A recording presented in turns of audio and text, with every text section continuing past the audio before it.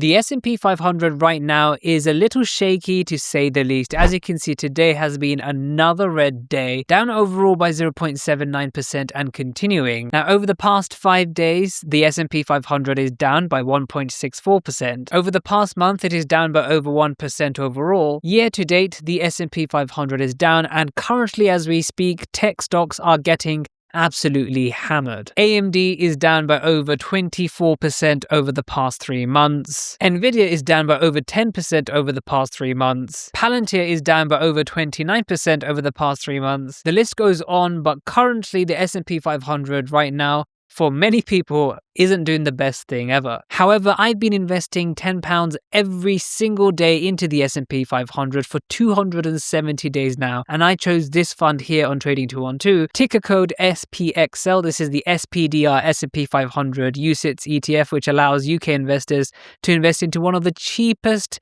S&P 500 trackers in the UK markets. I make these updates every month, and since last month, this fund is down by over 1.38%. And as you can see, over the past year, the fund has only returned overall a positive 3.55%. A lot of this due to currency fluctuation between the pound and the dollar, where the dollar getting weaker means less pounds on the way back. As always, I'm using the Trading 212 app, and if you would like to sign up and receive a free fractional share worth up to £100, then all you have to do is to follow the link in the description box down below. Alternatively, if you've already signed up to Trading 212 and haven't received your free fractional share worth up to £100, then all you have to do is to press the 3 horizontal line menu over here. Then scroll all the way down until you see the section use promo code, and in this section just enter the code JUBAIR and you should receive a free fractional share. So the experiment begins on the 12th of May, where I decided to put my first £10 into the S&P 500 using the SPXL. At that time, one share equal to roughly around £10.74. So I want to compare in this video what would have happened if I had lump sum invested £2,700 into the stock market that day instead of actually dollar cost averaging every day. So in order to do that, we need to know how many shares we would have got if we had actually invested £2,700 into the market that day. Now, based on my calculations, I would have 251.3 shares. Now, we're going to use this number as it's going to be very important comparing the number of shares, because that's all we really have to compare. Just times it by the share price and we can see which one would have been a better investment. So this was why I started investing into the S&P 500 as an experiment on the 12th of May. This was just a few weeks after we had the big crash, 20% crash, but it was really quick. And we had a subsequent recovery that looked like it may actually be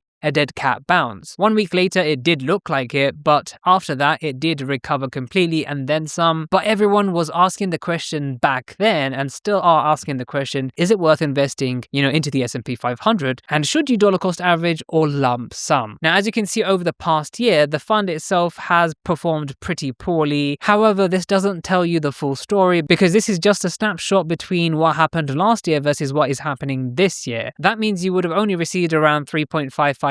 If you had invested a lump sum exactly a year ago, your money would be up roughly around that. However, that's not the case, and we've invested every single day. So how much have we made investing £10 every single day into the S&P 500? So in order to do this, I did invest £10 every single day using the Trading 212 Pi feature. And if you scroll down, you can see that I used auto invest. This is not perfect because it does actually take out £10 every single day. This includes the weekends and bank holidays when the stock market is actually closed. So what happens is on the next working day, all of that money that gets reserved gets deposited, plopped into the market on a single day. So your results may be different based on if you are investing instead every single weekday. But let's get straight into the results. So you can see after 270 days of investing £10 every single day into this fund on Trading 212, we are up by 4.31% or £116.30. So that's roughly 12 days of deposits if we think about £10 a day that we have gained as an unrealized result.